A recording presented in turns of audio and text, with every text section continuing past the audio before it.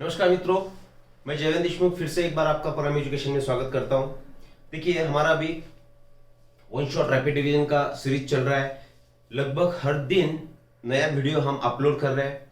तो total NCERT का coverage जिसमें होगा। अगर आपको डिटेल डिस्क्रिप्शन अगर चाहिए, एडिशनल अपार्ट फ्रॉम एनसीईआरटी अगर इंफॉर्मेशन चाहिए, तो आप परम एजुकेशन यूट्यूब चैनल पर जा करके वहां पे अलग अलग चैप्टर्स के वीडियो देख सकते हो। लेकिन यहाँ पे हम स्ट्रिक्टली लाइन टू लाइन पूरा एनसीईआरटी कवर करेंगे। ठीक है, इसमें मैंने पॉइंट्स हाईलाइट किए हैं, अंडरलाइन किए हैं। आप इसके स्क्रीनशॉट ले लो, उसकी क्या बोल सकते हैं हम, कम से कम पेजेस में उसके नोट्स बनाइए। 25-30% तक आपकी नोट्स बनेगी, जो भी हाईलाइटेड पॉइंट्स है उसकी। ठीक है, बिना समय गंवाए हम शुरुआत कर देंगे। Body fluids and circulation, physiology unit का टॉपिक है। बॉडी फ्लूइड्स मतलब क्या? Water fluids, yes. What is fluid? Fluid anything that flows, उसे हम बोलेंगे फ्लूइड। हवा भी हो सकती है, पानी भी हो सकता है, लिक्विड भी हो सकता है, जो भी है। एक बॉडी फ्लूइड्स एंड सर्कुलेशन ये क्यों होना जरूरी है? सर्कुलेशन इसलिए जरूरी है कि हमारे बॉडी में जो भी न्यूट्रिएंट्स है उसे हर बॉडी के पार्ट तक पहुंचाना है। तो अलग अलग ऑर्गेनिजम्स में अलग अलग सिस्टम होगा। ठीक है, सिस्टम मतलब क्या? कंडक्टिंग फ्लूइड्स होगी। जैसे उसमें सबसे कॉमन जो होगी that will be your blood के साथ ह्यूमन बीइंग की बात करेंगे तो उसमें लिम्फ भी है, लिम्फेटिक सिस्टम भी प्रेजेंट है। और ये सर्कुलेशन करने के लिए जो सर्कुलेटरी सिस्टम होगा ये भी डिपेंड करेगा कि ऑर्गेनिज्म की कॉम्प्लेक्सिटी कितनी है। अगर सिंपल ऑर्गेनिज्म है तो उसमें अलग सर्कुलेटरी सिस्टम होगा। अगर कॉम्प्लेक्स ऑर्गेनिज्म है, हाँ, लेकिन सब में एक कॉमन चीज होगी कि इसमें एक मस्कुलर हार्ट होगा।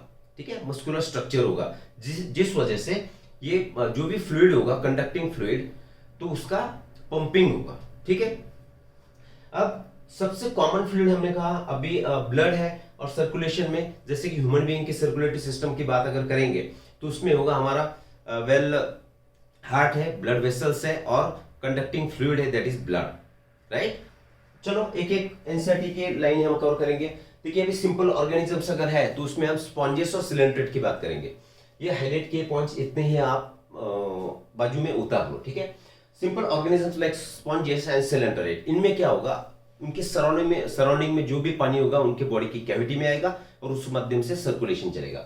Second, complex organisms which use special fluids, कुछ ना कुछ तो फ्लूइड तो चाहिए। ठीक है, कंडक्शन के लिए। Blood is most commonly use body fluid. हम ज्यादा हर एक लाइन नहीं पढ़ेंगे, सिर्फ हाईलाइटेड पॉइंट यहाँ पर डिस्कस करेंगे क्योंकि ये बहुत आसान सी और सिंपल सी चीज है। Body fluid lymph also help in the transport of materials. Blood के साथ साथ दूसरी जो फ्लूइड हमने कही है that is your lymph. Right, आगे बढ़ेंगे। Right, blood what is blood? Blood is a fluid connective tissue, liquid connective tissue, कि जिसमें हर एक न्यूट्रिएंट प्रेजेंट होगा, अलग अलग मटेरियल प्रेजेंट होगा, वेस्ट मटेरियल भी प्रेजेंट होगा, कि जिसका पूरी बॉडी में ट्रांसपोर्ट होना जरूरी है। ठीक है, तो it is special connective tissue जिसके कंपोजिशन होगी मैट्रिक्स है, प्लाज्मा है और फॉर्म्ड एलिमेंट्स है। फॉर्म्ड एलिमेंट्स का मतलब होगा blood cells, erythrocyte, erythrocyte, your leukocytes and thrombocytes, right? So these are three elements of your blood. अब ब्लड में क्या क्या प्रेजेंट होगा? ब्लड में प्लाज्मा है, आपको पता है plasma it is 50% of total blood. जितना भी ब्लड है उसमें से कंपोजिशन, कॉन्स्टिट्यूशन अगर हम निकालेंगे तो 55% इज ब्लड। और nature wise it is viscous. Colour कैसा होगा प्लाज्मा का? क्योंकि उसमें तो ब्लड सेल नहीं होगी तो स्ट्रॉ कलर इसका कलर है। और 90 to 92% इसमें पानी होगा और 6 से 8% इसमें प्रोटीन्स, अलग अलग प्रोटीन्स होंगे। ठीक है, तो ये हो गया कंपोजिशन प्लाज्मा के। अब प्लाज्मा में प्रेजेंट क्या है? प्लाज्मा में हर एक चीज प्रेजेंट है। हर एक चीज मतलब क्या? न्यूट्रिएंट भी है। जैसे मान के चलेंगे कार्बोहाइड्रेट है, यहाँ पे देखिए, आप इसका स्क्रीनशॉट ले लीजिए। कार्बोहाइड्रेट्स है, प्रोटीन्स है, फैट्स है, मिनरल्स है, जैसे कैल्शियम होगा, सोडियम है, पोटेशियम है, क्लोराइड, बाइकार्बोनेट्स। उसके साथ साथ क्लॉटिंग फैक्टर्स प्रेजेंट है, उसमें फाइब्रिनोजन है। ठीक है, जैसे पोटेशियम आयंस भी उसमें प्रेजेंट है, कैल्शियम आयंस भी ब्लड में ही प्रेजेंट है, एज ए क्लॉटिंग फैक्टर काम करेगा। उसके बाद एंटीबॉडीज भी ब्लड में प्रेजेंट होगी। अलग अलग प्रोटीन्स जो है, जैसे ग्लोबुलिन है, एल्ब्यूमिन है। ग्लोबुलिन का फंक्शन यहाँ पे हमने मेंशन किया है। ग्लोबुलिन का फंक्शन क्या होगा? Defence mechanism of body.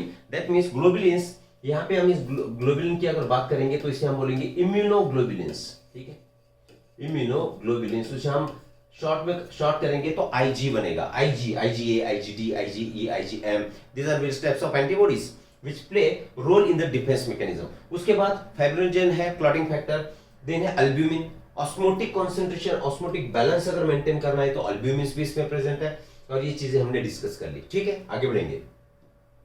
Next is factors for coagulation.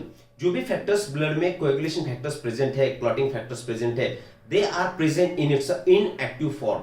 ठीक है, जब भी कोई इंजुरी होगी या तो प्लेटलेट डैमेज करेगी, टिश्यू डैमेज करेगी, तो उससे अलग अलग फैक्टर्स रिलीज होंगे, और फैक्टर्स या तो केमिकल्स रिलीज होकर के आपका कोएगुलेशन का कैस्केड शुरू हो जाएगा। इसमें इंट्रिंसिक पाथवे है, एक्सट्रिंसिक पाथवे है, लेकिन एनसीईआरटी ने उसका मेंशन नहीं किया, इसलिए हम सीधा सीधा जो भी एनसीईआरटी में उतना ही यहाँ पे मेंशन करने की कोशिश करेंगे। राइट, अगर प्लाज्मा है, अभी प्लाज्मा में से क्लॉटिंग फैक्टर अगर आप हटाओगे, plasma minus clotting factors, it will for your serum. ठीक है, ये भी ध्यान में रखना है। आगे बढ़ेंगे।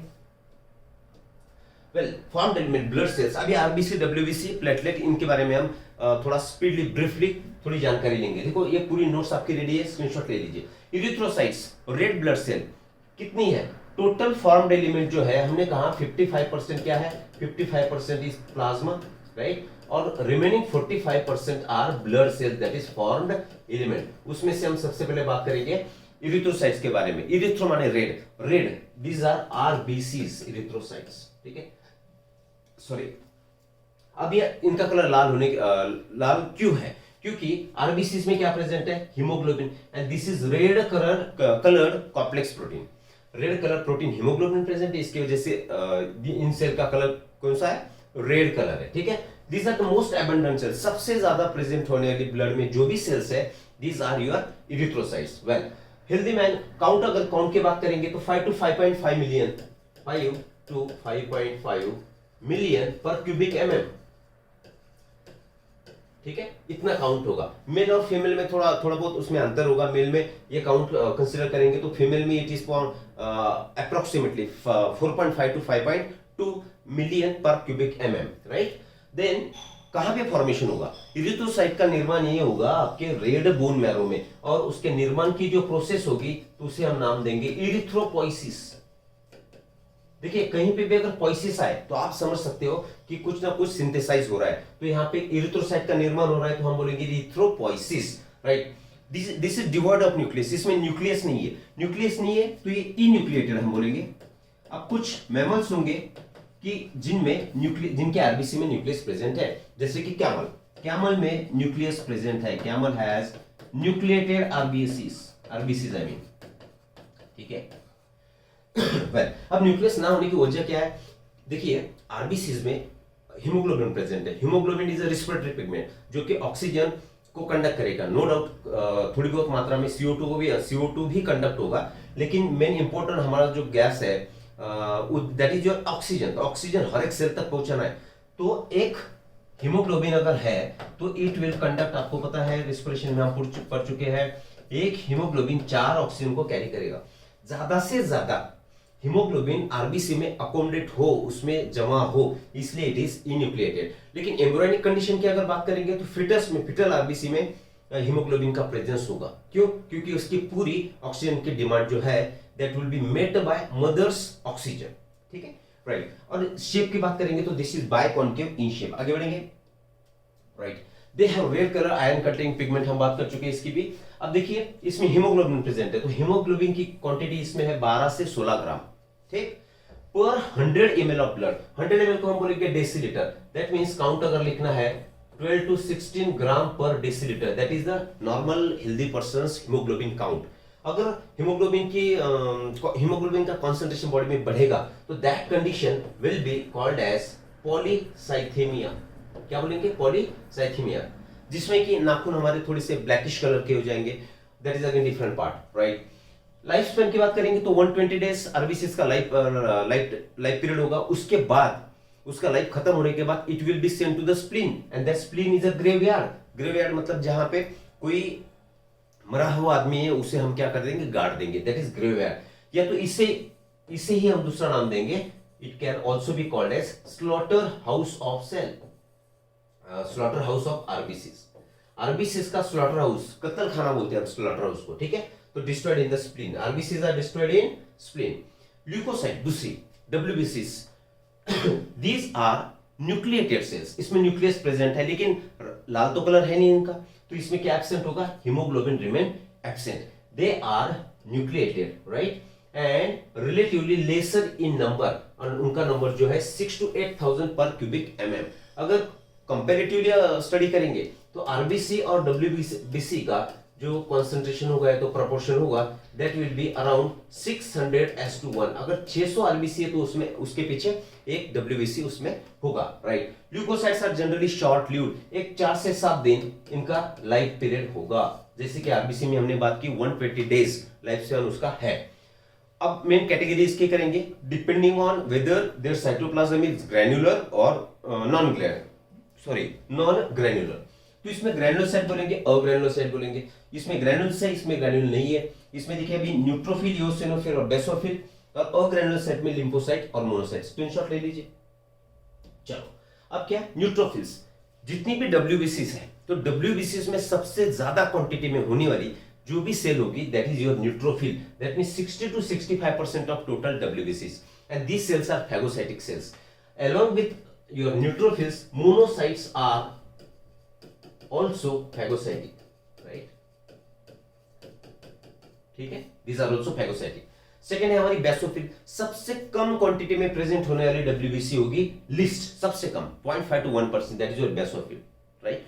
बेसोफिल क्या करेगा, सिक्रेट करेगा, हेपरिन सिक्रेट करेगा, सेरोटोनिन है और उसके साथ साथ वैल्यूअर हिस्टामाइन भी है। और ये तीनों भी जो केमिकल सिक्रेट कर रहा है बेसोफिल, इसका रोल होगा इंफ्लामेटरी रिएक्शंस में। एराचिडोनिक एसिड पाथवे होगा, उसकी हमें जरूरत बिल्कुल भी नहीं है, ठीक है। तो हिस्टामाइन इंफ्लेमेटरी पाथवे में तीनों भी रोल प्ले करेंगे। इट इज वैसोकंस्ट्रिक्टर और heparin is anticoagulant. Serotonin is vasoconstrictor, मतलब ब्लड वेसल की डायमीटर कम करना, दैट मींस वैसोकंस्ट्रिक्शन करना, और हेपेरिन इज एंटीकोएगुलेंट, पता है, राइट। आगे बढ़ते हैं। देखिए थोड़ी स्पीड हो सकती है, लेकिन अब ये समय ऐसा है कि इस पे कम से कम समय में ज्यादा से ज्यादा रिवाइज हो, और ये जरूरी नहीं है कि हर एक चीज आपको पता नहीं है, बहुत सारी चीजें पता है, लेकिन अभी ये 2-3 महीने का जितना भी समय है उसमें पूरी चीजें मेमोराइज रखना, याद रखना, that becomes our duty now, right. That's why we are taking it at higher speed, right, okay. अब इओसिनोफिल है, सेकेंड लिस्ट होने वाली, मतलब बेसोफिल सबसे कम है, उसके बाद नंबर आएगा इओसिनोफिल्स की, और इसका जो काउंट बढ़ेगा तो एलर्जिक रिएक्शंस में इसका काउंट बढ़ेगा और it will resist infection. These are non phagocytic, eosinophils are non phagocytic, clear. Well, lymphocytes 20 to 25% total WBC में से इसका कॉन्सेंट्रेशन होगा, इसका काउंट होगा, और इसके दो फॉर्म जनरली है, B and T form, B lymphocytes and T lymphocytes. B lymphocytes क्यों, क्योंकि these are matured and differentiated in bone marrow itself, and T मतलब क्या, it is differentiated and matured in a thymus. Thymus is the only degenerating organ of your body and which plays role in the immunity, right? Well, ये दो major type हो गए, और दोनों का भी रोल इम्यून डिफेंस मैकेनिज्म है। Immune defence, human health and disease में हम देख चुके ह्यूमरल इम्यूनिटी या तो एंटीबॉडी मेडिएटेड इम्यूनिटी। ये जो बी लिम्फोसाइट्स है, तो ये किस इम्यूनिटी में रोल प्ले करेंगे, तो बी सेल मेडिएटेड इम्यूनिटी बोलेंगे या तो ह्यूमरल इम्यूनिटी बोलेंगे। Why, because any fluid present in the body उसे हम ह्यूमर बोलेंगे, तो this antibodies are present in the blood, that's why humoral immunity. और सिंपली बी सेल्स एंटीबॉडीज बनाएगी, इसलिए एंटीबॉडी मेडिएटेड इम्यूनिटी, राइट। और T cell cell mediated immunity. Well, आगे बढ़ेंगे। B anti lymphocytes are responsible for immune responses of the body, देख चुके। Next है platelets, उसका नाम है थ्रोम्बोसाइट्स। क्यों थ्रोम्बो, क्योंकि प्लेटलेट्स क्या करेगी, कुछ केमिकल्स है तो फैक्टर्स रिलीज करेगी, और जिसका रोल होगा ब्लड की क्लॉटिंग में, और ब्लड क्लॉट करना मतलब वहां पे गांठ तैयार हो जाएगी, तो गांठें बनना, ब्लड की तो गांठ ही बनेगी क्लॉटिंग के बाद, तो उसे बोलेंगे हम थ्रोम्बस। और साइट मतलब सेल, गांठ करने वाली cell, that means your thrombocyte, these are your platelets. किससे ऑब्टेन होगी, तो it is obtain from megakaryocytes, these are the fragments of megakaryocytes, non nucleated. Well, अगर काउंट की बात करेंगे तो 1.5 से 3.5 लाख पर क्यूबिक एमएम इसका काउंट है। अगर प्लेटलेट की काउंट कम हो जाएगी तो हमें अलग अलग तरीके की ब्लड डिसऑर्डर्स होगी। क्यों, क्योंकि ब्लड का क्लॉटिंग नहीं होगा। जैसे कि प्रिंसिपल्स ऑफ इनहेरिटेंस में हमने हीमोफीलिया, जो क्लॉटिंग फैक्टर डिसऑर्डर है, इसके बारे में बात की थी, haemophilia A, haemophilia B, right. तो 8 नंबर का क्लॉटिंग फैक्टर अगर एब्सेंट है तो हीमोफिलिया ए होगा, और अगर 9 नंबर का है तो हीमोफिलिया बी होगा। तो reduction in the platelet number will lead to clotting disorders. आगे बढ़ेंगे, आप इसके स्क्रीनशॉट लेते रहिए, जो भी चीजें हमें इंपॉर्टेंट है हम उससे फास्ट में रिवाइज कर रहे हैं, राइट। अभी these are the diagrams, diagram तो कोई भी नहीं छोड़ना है, हर एक डायग्राम का नोमेनक्लेचर आप याद करिए मतलब देखिए इसे, और क्योंकि कोई भी एनसीईआरटी से कोई भी आपका डायग्राम उठाया जाएगा और उसे एरो करके आपको नाम देने होंगे, राइट। आगे बढ़ेंगे, देखिए अब ब्लड ग्रुप है, नो डाउट ब्लड ये सब एनिमल्स में सेम है। सब एनिमल्स मतलब क्या, फॉर एग्जाम्पल ह्यूमन बीइंग की बात करेंगे तो सब ह्यूमन पॉपुलेशन में ब्लड तो लगभग सेम ही होगा, लेकिन उसमें कुछ तफावत होगी, कुछ डिफरेंस होगा। That difference is blood group. अलग अलग तरीके के ब्लड ग्रुप प्रेजेंट होंगे, जैसे कि ए ब्लड ग्रुप है, ए बी है, बी है, ए बी है और ओ है। अब ये blood group is a character, right, and it will be shown by some antigens. तो आरबीसी जो होगा, तो आरबीसी मान के चलिए आरबीसी है, तो आरबीसी के सरफेस पे कुछ एंटीजन होगा, सरफेस एंटीजन इसे बोलेंगे। तो दो एंटीजन होंगे, एंटीजन ए, एंटीजन बी, और इसकी करस्पॉन्डिंग एंटीबॉडी जो होगी that will be present in the plasma. समझ आ रही बात? तो वो क्या होगी, एंटी ए और एंटी बी। ये क्या है, एंटीबॉडीज। कहां प्रेजेंट है, प्लाज्मा में। आरबीसी के सरफेस पे एंटीजन प्रेजेंट है। पता है हमें कि this blood group is determined by gene I. ये म्यूटेशन करेगा और म्यूटेशन होके इससे आई ए, आई बी और आई ऐसी इसके एलील्स बनेगी।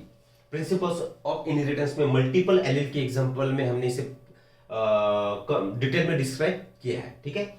वेल नाउ क्या होगा, आई ए और I B they are codominant and both are dominant over your small I, ठीक है। तो इसके बारे में बात नहीं करेंगे हम, सिर्फ जानना यह है कि जो डिफरेंस होगा ब्लड ग्रुप में, अलग अलग ब्लड में, आई मीन अलग अलग इंडिविजुअल्स के, that will B blood group, right. अब जो व्हाइट ब्लड ग्रुप अगर टेस्ट करना है तो उसके लिए अलग अलग सिस्टम प्रेजेंट है, जैसे कि आरएस सिस्टम है, एबीओ ब्लड ग्रुप सिस्टम है, डफी सिस्टम है, एमएनएस सिस्टम है, ठीक है। तो अलग अलग सिस्टम है, लेकिन यूनिवर्सली एक्सेप्टेड और सबसे ज्यादा यूज होने वाली जो सिस्टम्स होगी that is your RH and ABO blood group system. देखिए चार्ट है सामने, चार्ट में हम देखेंगे, ये देख चुके हैं हम, इसका स्क्रीनशॉट ले लीजिए। अब चार्ट है, देखिए यहाँ पे क्या देखना है कि ये these are the blood group, मतलब दीज आर कैरेक्टर्स। अगर ब्लड ग्रुप ए है तो ब्लड ग्रुप ए होने के लिए एंटीजन, आरबीसी पे कौन सा एंटीजन होगा, ए एंटीजन होगा, और उसके करस्पॉन्डिंग एंटीबॉडी होगी एंटी बी। उल्टा करना है, तो ए को दे सकता है, ओ भी ए को दे सकता है, ठीक है। बी अगर ब्लड ग्रुप है तो इसमें एंटीजन सरफेस एंटीजन होगा बी, और इसकी एंटीबॉडी होगी एंटी ए, और ये बी से ले सकेगा और ओ से ले सकेगा। अगर ए बी ब्लड ग्रुप होना है तो इसमें एंटीजन होंगे ए और बी, लेकिन इसमें एंटीबॉडीज एब्सेंट है, और चारों ब्लड ग्रुप वाले ए बी को ब्लड दे सकते हैं, डोनेट कर सकते हैं, राइट। अगर ओ ब्लड ग्रुप है तो that is universal donor, as you know, and it is universal acceptor, it is universal donor, ठीक है। तो इसमें एंटीबॉडी नहीं होगी, ये ध्यान रखना है। वो अगर ब्लड ग्रुप है तो इसमें सॉरी एंटीजन नहीं होगी, लेकिन एंटीबॉडी प्रेजेंट है। ए बी ब्लड ग्रुप है तो एंटीबॉडी नहीं होगी, एंटीजन प्रेजेंट है। ओ सिर्फ ओ से ही ले पाएगा। इसका डिटेल डिस्क्रिप्शन भी हमने प्रिंसिपल्स में किया है, आगे बढ़ेंगे, ठीक है। आरएच ग्रुपिंग, आरएच ग्रुपिंग क्या है, क्या है आरएच ग्रुपिंग? आरएच ग्रुपिंग मतलब RH stands for rhesus monkey. Rhesus monkey में पाया जाने वाला एक एंटीजन है, इसे हम बोलेंगे रिसस एंटीजन, आरएच एंटीजन, और 80% पॉपुलेशन में आरएच एंटीजन पाया जाएगा। सो मैक्सिमम लोगों के, मैक्सिमम इंडिविजुअल्स के ह्यूमन पॉपुलेशन का ब्लड ग्रुप होगा आरएच पॉजिटिव होगा या तो नेगेटिव होगा, लेकिन आरएच पॉजिटिव की संभावना 80% में ज्यादा है। ब्लड ग्रुप ऐसे हम डिनोट कैसे करते हैं, देखिए अगर बी पॉजिटिव ब्लड ग्रुप है तो हम ऐसे डिनोट करेंगे आर एच बी पॉजिटिव। इसका मतलब ये हुआ कि उसमें आरएच एंटीजन प्रेजेंट है और ब्लड ग्रुप है बी। क्लियर? मतलब आरबीसी के सरफेस पे बी एंटीजन है और corresponding your anti A antibody will be present in the plasma, ठीक। अब इससे रिलेटेड एक कंडीशन है इरिथ्रोब्लास्टोसिस फीटलिस, राइट, इसे मिटाएंगे। क्या कंडीशन है? Erythroblastosis fetalis, erythroblastosis fetalis. अब ब्लड ग्रुप अगर कोई किसी इंडिविजुअल को दूसरे इंडिविजुअल को अगर ब्लड डोनेट करना है, कोई डिसीज कंडीशन है या तो एक्सीडेंटल सिचुएशन है, तो उसमें कोई भी किसी को भी नहीं दे पाएगा। हमने ऑलरेडी देख चुके हैं हम कि कौन किसे दे सकता है। अगर मिसमैचिंग इसमें होती है, सपोज मान करके चलिए ए ब्लड ग्रुप ये बी ब्लड ग्रुप के लिए हमने डोनेट कर दिया, ये तो ट्रांसफ्यूज कर दिया बॉडी में, इसे एंटर करा दिया, ठीक है, तो क्या होगा, तो ये कंडीशन उसका एग्जांपल है इरिथ्रोब्लास्टोसिस फिटलिस। देखिए नाम में ही है, इरिथ्रो का मतलब होगा यहाँ पे आरबीसीस, आरबीसीस ब्लास्ट हो जाएगी, टूट जाएगी, किसमें, फिटस में। इसका मतलब ये होगा कि प्रेग्नेंट वुमन और फिटस का इसके साथ रिलेशन है। See here, this is pregnant woman और इसका फिटस है। प्रेग्नेंट वुमन और फिटस, इनके बीच में जो बैरियर है, that barrier is your placenta, ठीक है। अब यहाँ पे जो प्रेग्नेंट वुमन है इसका ब्लड ग्रुप है निगेटिव, और जो फिटस है इसका ब्लड ग्रुप है पॉजिटिव। समझ आ रही है बात? जब फर्स्ट डिलीवरी होगी, ड्यूरिंग फर्स्ट डिलीवरी,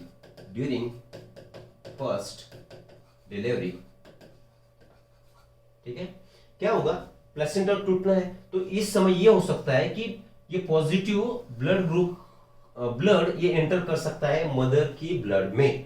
मदर की ब्लड में अगर ये पॉजिटिव ब्लड आएगा तो मदर्स ब्लड में कहा लिखेंगे, चलो, in mother's blood antibodies against positive blood group will be produced. समझ आ रही बात? ठीक है। अब पहली डिलीवरी है, कोई प्रॉब्लम नहीं, लेकिन ड्यूरिंग सेकेंड डिलीवरी क्या होगा, ड्यूरिंग सेकेंड डिलीवरी देखिए ऑलरेडी बच्चे का फिटस का ब्लड ग्रुप कौन सा था, पॉजिटिव। इसने एंट्री की फर्स्ट डिलीवरी के दरमियान किसमें, उसके मदर के ब्लड में, ठीक है। तो ब्लड में क्या बनी, एंटीबॉडीज बनी, किसके लिए, पॉजिटिव ब्लड के लिए। Second time during second delivery अगर ये जो फिटस है, फिटस का ब्लड ग्रुप है पॉजिटिव, ठीक, तो ये इस समय क्या होगा, मदर की ब्लड में क्या प्रेजेंट है, एंटीबॉडीज। किसे किल करने वाली एंटीबॉडीज, फिटस के पॉजिटिव ब्लड को किल करने वाली एंटीबॉडीज। तो इस समय ये होगा क्योंकि देयर इज अ कनेक्शन, क्या vascular connection between the mother and foetus. तो मदर का ब्लड जब फिटस के ब्लड के साथ मिक्स होगा तो ये एंटीबॉडीज भी इस पे काम करेगी और फिटस की इरिथ्रोसाइट्स या आरबीसीज को ब्रेक डाउन करेगी और foetus, there will be death of foetus. समझ आ रही बात? So that is the importance of matching the blood groups. फिर से एक बात, blood group of mother is negative, foetus positive. First delivery में क्या हुआ, प्लेसेंटा के माध्यम से टूट गया प्लेसेंटा, तो मदर के ब्लड में मिक्स हुआ पॉजिटिव ब्लड, तो उसके एंटीबॉडी फर्स्ट टाइम में बन गई। सेकंड डिलीवरी के समय फिटस का पॉजिटिव ब्लड ग्रुप है और उससे किल करने वाली एंटीबॉडीज मदर के ब्लड में प्रेजेंट है, तो क्या होगा, इस केस में फिटस की डेथ होगी। ठीक है, आगे बढ़ेंगे। देखिए अब blood coagulation, what is blood coagulation, clotting of blood is called as blood coagulation, right. एक स्कम तैयार होगा, मान के चलिए कुछ आपकी स्किन कट हो गई तो थोड़ी देर बाद ब्लैकिश रेडिश ब्लैक कलर का स्कम उस पे तैयार होगा, उसे हम गांठ तैयार होगी, तो उसे हम बोलेंगे कोएगुलम। ठीक है, ये तो सबको पता है। अभी कोएगुलेशन क्यों होगा, वैसे हमने बात की कि जो भी क्लॉटिंग फैक्टर्स ब्लड में प्रेजेंट है, they are present in their inactive form. इसका स्क्रीनशॉट लेना है, मैं यहाँ पे एक्सप्लेन कर रहा हूँ। इनएक्टिव फॉर्म में अब क्या होगा, ट्रॉमा हुआ, इंजरी हुई, तो वहां पे जो भी टिश्यू डैमेज हुई तो उससे फैक्टर रिलीज हो गए और फैक्टर रिलीज होने के बाद कोएगुलेशन का कैस्केड एक्टिवेट हो जाएगा। Second thing, at the site of injury, यहाँ पे इंजरी हुई थी तो यहाँ पे प्लेटलेट भी डैमेज करेगी, तो प्लेटलेट में से भी कुछ फैक्टर्स रिलीज हो गए और ये कोएगुलेशन की प्रोसेस कंटिन्यू हो जाएगी। Now how this cascade will operate, see here, ultimate जो प्रोडक्ट होगा that will be your fibrin. देखिए प्रोथ्रोम्बिन इनएक्टिव स्टेज में प्रेजेंट है, थ्रोम्बोकाइनेज एंजाइम आएगा और ये इनएक्टिव प्रोथ्रोम्बिन का कन्वर्जन एक्टिव थ्रोम्बिन में करेगा। ठीक है, अभी प्रोथ्रोम्बिन का कन्वर्जन और थ्रोम्बिन ने किसके माध्यम से, थ्रोम्बोकाइनेज, एनसीईआरटी में उल्टा दिया हुआ है तो हमने इसे सीधा किया, राइट। तो fibrinogen in the presence of thrombin will be converted into fibrins. तो फाइब्रिनोजेन ये भी कैसा है, ये भी इनएक्टिव है क्योंकि this is clotting factor present in the plasma, right. और ये फाइब्रिन है तो दैट इज एक्टिव। अब फाइब्रिन मतलब कि ये फाइबर्स बने, अब इन फाइबर्स के साथ जो भी डेड सेल्स हैं वो एनमेशमेंट होगा, उसके आजू बाजू में उसे सराउंड करेगी, उसमें ब्लड सेल्स भी होगी। ठीक है, और इससे क्या बनेगा, कोएगुलम बनेगा, मतलब स्कम बनेगा और उसे हम बोलेंगे कि ब्लड की गांठ तैयार हुई, मतलब ब्लड का क्लॉटिंग हुआ। नॉर्मल क्लॉटिंग टाइम जो है, what is clotting time, time taken by blood, time taken for clotting of blood. Blood injury होने के बाद कितने समय में क्लॉट करेगा, कोएगुलेशन उसका होगा, उसे हम बोलेंगे clotting time. Clotting time is 2 to 8 minutes. ठीक है, क्लॉटिंग टाइम। ठीक, इसका स्क्रीनशॉट ले लिया, सब चीजें हमने डिस्क्राइब की है। अब ये क्लॉटिंग होने में कैल्शियम आयंस का भी रोल होगा। ठीक, ओके। लिम्फ है भी, जैसे कि blood is a main circulating fluid for transport of nutrient and waste material. To support that there is a presence of interstitial fluid, जो कि सेल के बीच में तैयार होगा, टिश्यू के बीच में स्पेसेस में बनेगी, that is your lymph. Tissue fluid बोलेंगे हम इसे, राइट। वेल, अब लिम्फ कैसे बोलेंगे, लिम्फ का कलर कैसे होगा, उसमें आरबीसी नहीं है तो इसका पेल येलो कलर होगा। ठीक है, अगर लिम्फ में से आप ब्लड हटाओ, प्रोटीन्स हटा दो और सम ब्लड सेल्स हटा दो, सॉरी ब्लड में से प्रोटीन हटा दो और ब्लड सेल हटा दो, तो जो बनेगा that will be your lymph. उसका मतलब ये हुआ लिम्फ के कंपोजिशन, पर्टिकुलरली मिनरल के कंपोजिशन, ब्लड में जो भी मिनरल्स प्रेजेंट है वो सब मिनरल्स लिम्फ में प्रेजेंट हो गए। क्यों? क्योंकि सिर्फ ब्लड में से हमने क्या हटाया, प्रोटीन हटाया और कुछ ब्लड सेल्स हटा दी, जैसे कि आरबीसी हटा दी। तो इसमें से इसको अगर माइनस कर देंगे that will become your lymph and this is circulating fluid. अब लिम्फेटिक सिस्टम जो है, इसमें क्या होगा, लिम्फ नोड्स है, लिम्फेटिक वेसल्स है, और जो फ्लो करने वाली फ्लूइड है that fluid is your lymph.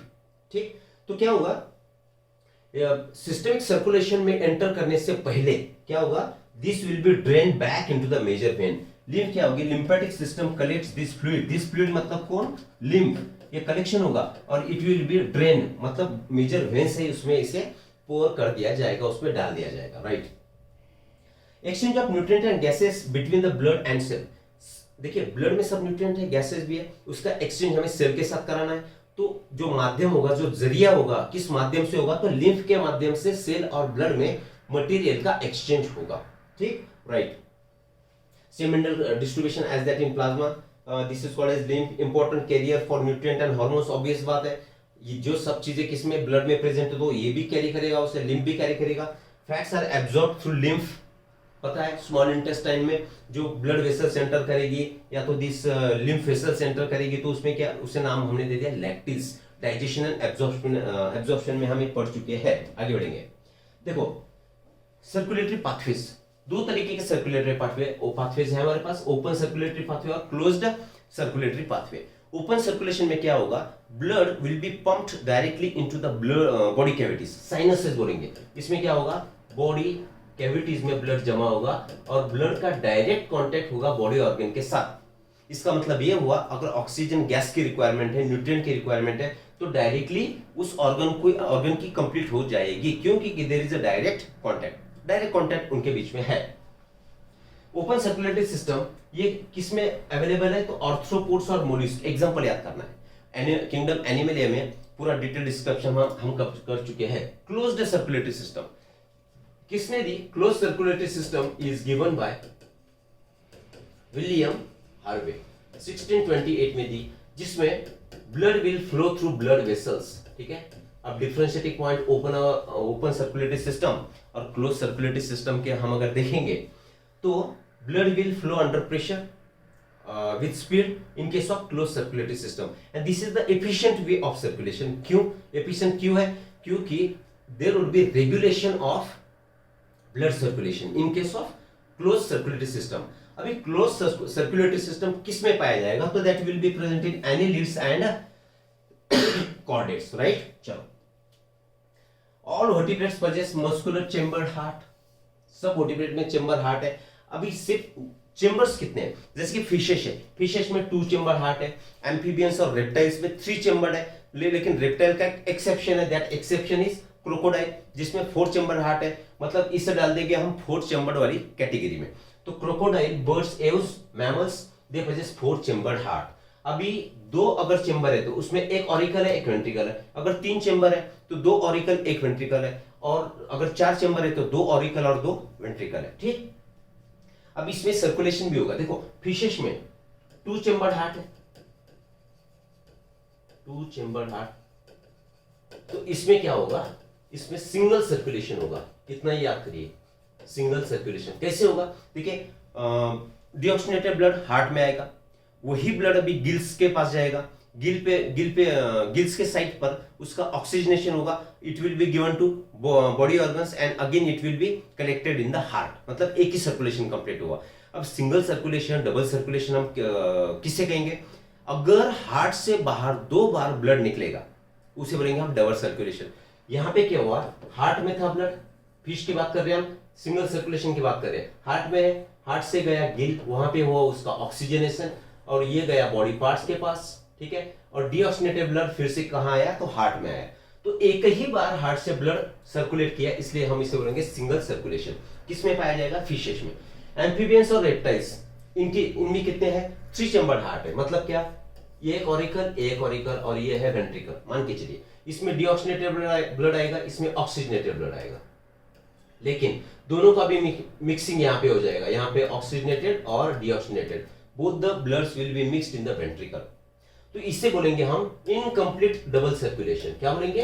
Incomplete double circulation, ठीक है।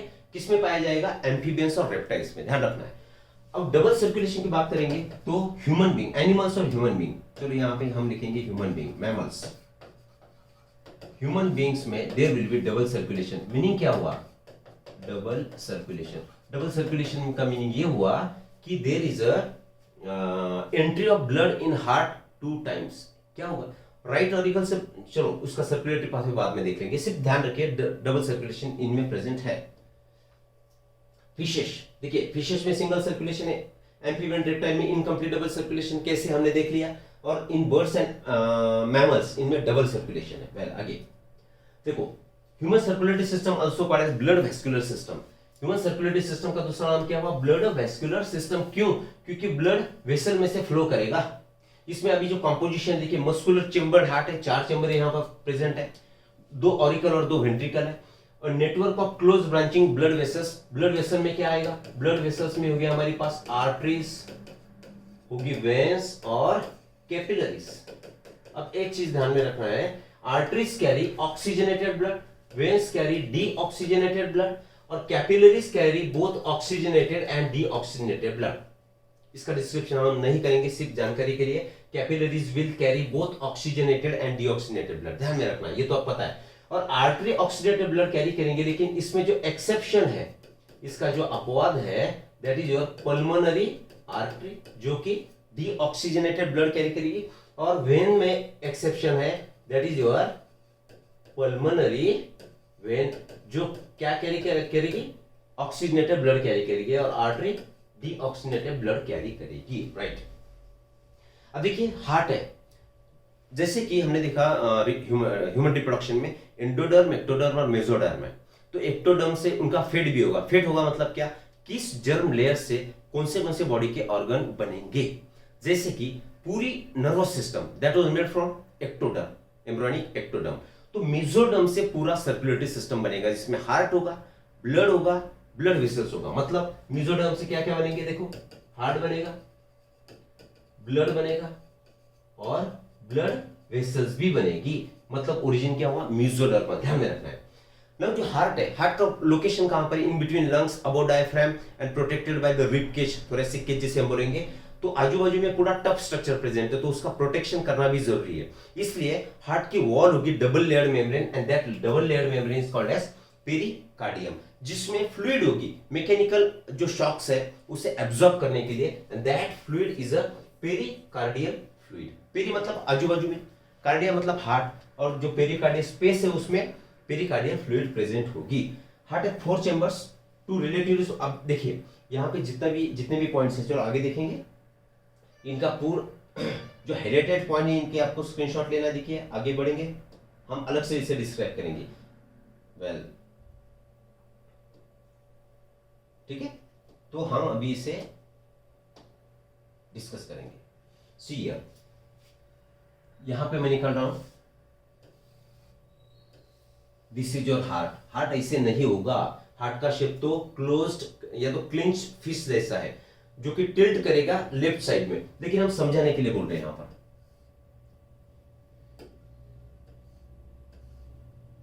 ये हमारा हार्ट है, इसमें 2 चेंबर और एक बड़े चेंबर, थोड़ा स्मॉल कर लेंगे।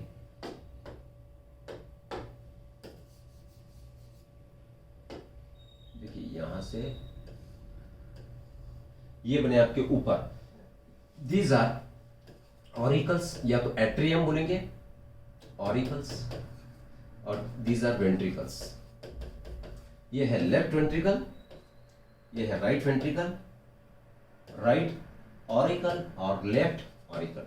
ठीक है, अब 4 चेंबर है इसके बीच में। देखिए अब ऑरिकल्स, इसका डिस्क्रिप्शन क्या होगा? ऑरिकल का डिस्क्रिप्शन हम करेंगे, these are receiving chamber, receiving chambers. क्या रिसीव करेंगे? क्योंकि राइट ऑरिकल ये रिसीव करेगा बॉडी का blood, deoxygenated blood from body will be collected in right auricle, and from lungs में जो भी ऑक्सीनेटेड ब्लड है it will be collected into auricle, that's why these are receiving chamber, and these are distributing chambers, these are distributing chambers, distributing chamber। इसकी जो भी theory है इसके आप सिर्फ स्क्रीनशॉट ले लीजिए, पूरा डिस्क्रिप्शन हम डायग्राम के माध्यम से समझ लेंगे। राइट, अब डिस्ट्रीब्यूटिंग चैम्बर क्यों बोला? यहाँ पे एक ओपनिंग है, यहाँ पे एक ओपनिंग है वेंट्रिकल के रूफ में, तो ये यहाँ से ब्लड पास होगा, कहाँ जाएगा? वेल ये ब्लड पास होगा लंग्स के पास फॉर ऑक्सीजनेशन। यहां से जो ब्लड पास होगा तो वो कहां जाएगा? बॉडी के पास जाएगा। ठीक है, इसलिए वेंट्रिकल को हमने नाम दे दिया डिस्ट्रीब्यूटिंग चैम्बर। अगर इनकी वॉल की अगर बात करेंगे, ऑरिकल की वॉल जो है, तो walls of auricle, walls are no doubt it is a muscular organ, तो पूरी मसल से बनी हुई वॉल्स है, लेकिन walls are thin in case of auricle and walls are thick walled. ठीक है, ये स्मॉल चेंबर है, auricles are small in comparison to ventricles, these are largest chamber, और सबसे लार्जेस्ट होगा लेफ्ट वेंट्रिकल, सबसे थिकेस्ट होगा लेफ्ट वेंट्रिकल। ठीक है, ओके, और क्या बोलेंगे? देखिए राइट ऑरिकल और राइट वेंट्रिकल, इनके बीच में अब फिर से निकालेंगे, ये हमारा हार्ट है, ये ऑरिकल्स, ये है वेंट्रिकल्स। अब देखिए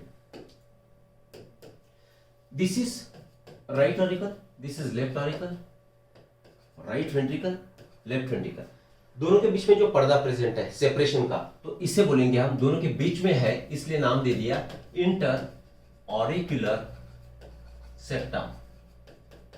सेप्टम माने पर्दा, राइट। दो वेंट्रिकल बीच में भी पर्दा है, इसे बोलेंगे हम इंटर वेंट्रिकुलर सेप्टम। क्लियर है? अब ऑरिकल और वेंट्रिकल के बीच में भी पर्दा है, ये राइट ऑरिकल राइट वेंट्रिकल इसके बीच में पर्दा है, और लेफ्ट ऑरिकल और लेफ्ट वेंट्रिकल के बीच में भी पर्दा है, तो इसे हम नाम दे देंगे ऑरिकुलो या तो एट्रियो वेंट्रिकुलर सेप्टम। अब ये जो ऑरियो वेंट्रिकुलर सेप्टम जो है, तो इसमें ओपनिंग होगा, यहां पे ओपनिंग होगा, यहां पे भी ओपनिंग होगा, तो ये opening it will B guarded by cusp, right. तो यहां पे ऐसे 3 कस्प होगी और यहां पे 2 कस्प होगी, ठीक है। इसलिए इसका हम नाम दे देंगे इसे, this is tricuspid wall, tricuspid wall. और लेफ्ट ऑरिकल लेफ्ट वेंट्रिकल इसके बीच में जो वॉल प्रेजेंट है इसे नाम देंगे हम बाइकस्पिड वॉल, बाइकस्पिड वॉल, या तो इसे नाम देंगे मिट्रल वॉल, ठीक है। अब देखिए हमने कहा यहां पे लेफ्ट वेंट्रिकल राइट वेंट्रिकल यहां पे एक ओपनिंग है, और लेफ्ट वेंट्रिकल के रूफ में यहां पे एक ओपनिंग है, और यहां पे भी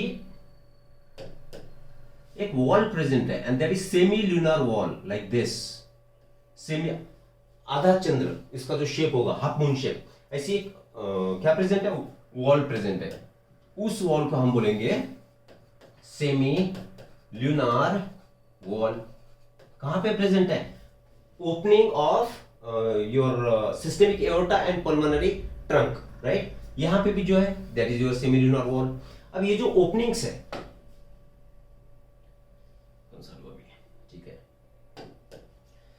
राइट वेंट्रिकल में जो ओपनिंग है, तो ये ओपनिंग कहां जाएगा? It will be going towards lungs. इधर एक लंग, पूरी डायग्राम हम नहीं निकालेंगे, उसमें समय भी बर्बाद होगा, सिर्फ जानकारी स्पीड से थोड़ा रिवाइज कर रहे हैं।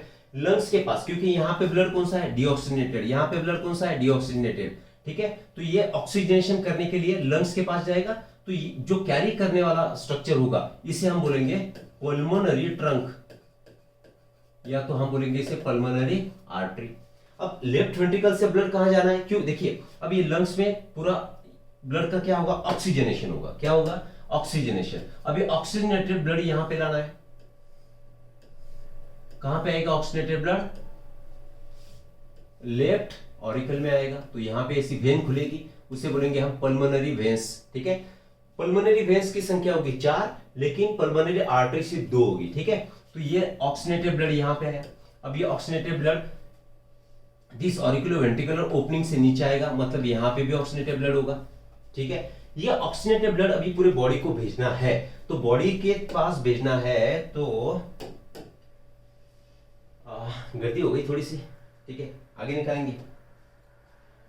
देखिए अब यहां पे क्या करेंगे, सिर्फ वेंट्रिकल निकालेंगे, ये वेंट्रिकल्स है, यहां पे हमने निकाला था ओपनिंग, यहां पे एक ओपनिंग, तो ये ओपनिंग कहां पे गया, लंग्स के पास गया, ये गया लंग्स के पास, ठीक है। तो इसे हमने नाम दे दिया पल्मोनरी आर्टरी। एक्सेप्शन, अब यहां से जो ब्लड वेसल निकलेगी it will go to the, again गलती हो गई थोड़ी, जस्ट अ मिनट, थोड़ा नीचे करेंगे और छोटा करेंगे।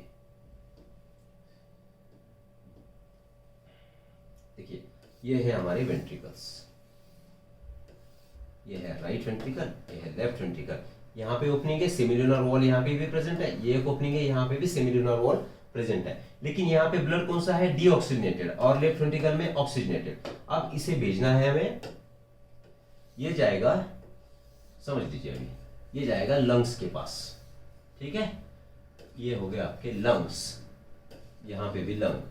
अब यहाँ पे ऑक्सीजन होगा, जो बात अलग है। अब देखो लेफ्ट वेंट्रिकल में ऑक्सीजनेटेड ब्लड बॉडी के पास भेजना है, तो ये कैसे जाएगा, देखो, सॉरी,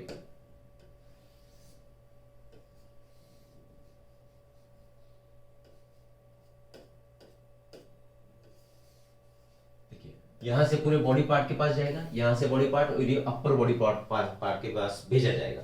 तो ये जो लेफ्ट वेंट्रिकल से जो आर्टरी निकली, तो this is called a systemic aorta, systemic aorta, और systemic aorta is the largest artery of your body, largest artery of your body, which will carry oxygenated blood to all body organs or parts, right?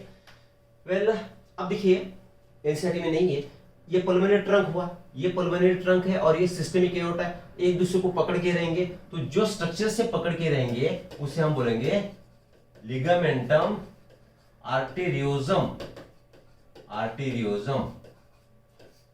जैसे मिसेंटरी होगी, मिसेंटरी small intestine folded organ है, तो एक दूसरे को पकड़ा हुआ है, तो किससे होगा, उसे बोलेंगे हम मिसेंटरी। सिमिलर स्ट्रक्चर इन्हें एक दूसरे के पास में रखने के लिए लिगामेंटम आर्टेरियोजम होगा। यहां तक बात क्लियर है, ठीक है। सिमिलर वॉल समझ में आई, ये वेंट्रिकल्स है और इसके ऊपर यहाँ पे क्या था, तो हमारे ऑरिकल्स थे, सेप्टम हो गया, ओपनिंग हो गया, बायकस्पीड, ट्राइकस्पीड, सेमिलर वॉल, आगे बढ़ेंगे। अब देखिए सिर्फ मैं यहाँ पे वेंट्रिकल्स निकालूंगा, चलो पूरा ही निकाल लेते हैं। ये फिर से हमारा हार्ट ऐसा बिल्कुल भी नहीं होता है, लेकिन कम समय में ज्यादा से ज्यादा चीजें आप लोगों की हो भी चुके वैसे भी, फिर भी हम यहाँ पे रिवाइज कर रहे हैं, ठीक। आप देखिए ये फिर से आपकी right ventricle, left ventricle, right auricle, left auricle, ठीक है। अब इसमें कौन ओपन होगा, यहाँ पे ओपन होगा कुछ स्ट्रक्चर, यहाँ पे कुछ ओपन होगा और यहाँ पे भी ओपन होगा, कहाँ पे, राइट ऑरिकल में। राइट ऑरिकल में जो ओपन करेगा स्ट्रक्चर, जो कि लोअर बॉडी पार्ट से ब्लड कलेक्ट करेगा, लोअर बॉडी पार्ट, इसमें जो भी डीऑक्सीजनेटेड ब्लड है it will be conducted to right auricle, right auricle में लाया जाएगा, राइट। तो यहाँ पे ब्लड आएगा डीऑक्सीजनेटेड, तो जो लोअर बॉडी पार्ट से लाएगा उसे हम बोलेंगे इंफीरियर वेना क्यावा, और जो ऊपर के बॉडी पार्ट का आएगा इसे बोलेंगे हम सुपेरियर वेना क्यावा। देखिए यहाँ पे वॉल की जरूरत नहीं है, क्योंकि ऊपर से ब्लड आ रहा है, वापस नहीं जा सकता, तो वॉल नहीं है। और ये जो तीसरा स्ट्रक्चर है, तो ये तीसरा स्ट्रक्चर है हमारा कोरोनरी साइनस, ठीक है। कोरोनरी नाम क्यों है, क्योंकि हार्ट जो मस्कुलर स्ट्रक्चर है, हार्ट को भी ब्लड की आवश्यकता है, न्यूट्रिएंट की जरूरत है, तो उससे ब्लड सप्लाई करने वाली जो भी आर्टरी होगी that is coronary artery, means coronary system बोलेंगे यहां पर, supplies blood to heart, supplies blood to heart, clear है। तो कोरोनरी साइनस क्या करेगा, ये भी डीऑक्सीनेटेड ब्लड कलेक्ट करेगा। कहां से, coronary sinus will collect blood from walls of heart. Heart की जो वॉल है वहां पे भी मेटाबॉलिज्म होगा, ठीक है। तो डीऑक्सीनेटेड ब्लड कलेक्ट करेगा, सब तरफ से आएगा और राइट ऑरिकल में जमा होगा। अब यहाँ पे कौन सी वॉल है, tricuspid wall, it will enter into your ventricles. अब आईवीसी से जो ब्लड आ रहा है राइट ऑरिकल में तो वापस भी आ सकता है, तो यहाँ पे भी वॉल होगी। तो वॉल का नाम क्या है, यहाँ पे वॉल जो होगी आईवीसी के पास, तो that will be your Eustachian wall. कौन सी वॉल है, यूस्टेशियन वॉल। और कोरोनरी साइनस इसके आजू बाजू में जो वॉल होगी उसे हम बोलेंगे थिबेशियस वॉल, थिबेशियन वॉल या तो थिबेशियस वॉल, ठीक है। यहाँ पे वॉल की जरूरत नहीं है, यहाँ पे वॉल इज एब्सेंट, ठीक, राइट। यहां तक सब चीजें क्लियर है। आप देखेंगे थोड़ा इसे मिटा देंगे। अब देखिए यहाँ पे ट्राइकस्पिड वॉल है, यहाँ पे बाइकस्पिड वॉल है, ठीक है। तो ये wall are connected with in elastic fibres, ऐसे इन इलास्टिक फाइबर से अटैच करेगी। इन इलास्टिक फाइबर जो भी होंगे उसे हम बोलेंगे कॉर्डे टेंडेने। क्या नाम देंगे, कॉर्डे टेंडेने, ठीक है। इन इलास्टिक है, इससे एसोसिएटेड एक स्ट्रक्चर होगा, मसल होगा। तो ये जो मसल है तो that muscle is papillary muscle. Sequence याद करना है, पैपिलरी मसल। और ये जो पैपिलरी मसल्स है it is again associated with ridges. Ridges ऐसी फोल्डेड रीजन होगा, तो this folded region is called as columnae carneae, या तो इसे नाम देंगे हम ट्रेबिक्यूली, ट्रेबिक्यूली कार्नी। समझ आ रही बात। देखो वेंट्रिकल थिक है, ठीक है, तो वेंट्रिकल के वॉल में क्या प्रेजेंट है, कॉलिमनी कार्नी या तो ट्रेबिक्यूली कार्नी। उससे एसोसिएटेड उसके ऊपर का हिस्सा कौन है, तो पैपिलरी मसल्स है। और पैपिलरी मसल्स को अटैच करने वाला स्ट्रक्चर है कॉर्डी टेंडिनी। किसमें हेल्प करेगा, it will help chordae tendineae for regulation of